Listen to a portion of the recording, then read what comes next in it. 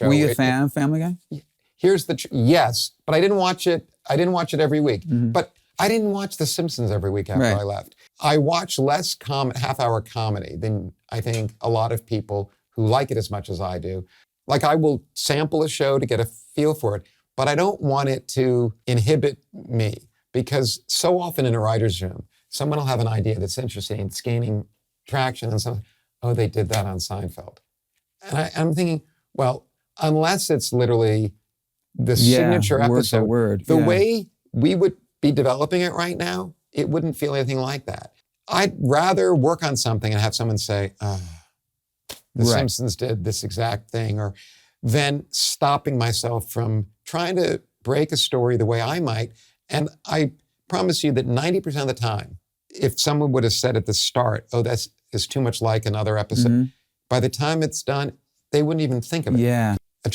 And the hardest thing is to come up with stories that seem original and funny and have all the, and I was just on fire. The story was just falling into place, and 15 people are crowding up, and I can't help but notice that our writer's assistant, who I'd hired on another show and I brought with him, so loyal to me and a good guy, wasn't laughing. And you always note the one person who's not. And after maybe 5 or 6 minutes of this thing, and it's like, this thing is done, ready to go out, he says, I think The Simpsons did this episode. And I'm like, well, he said, and I think you wrote it.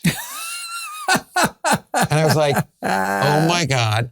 And let me tell you, in comedy, certainly the job, it's very collaborative. So the episode of The Simpsons that he was referring to, I could not take credit for every story turn, and certainly not every joke. So what I had just done is I had regurgitated 20 really smart Simpsons writers' work on an episode that had aired, 11 years prior, that clearly no one in our room had seen except Dan, who knew the inside out.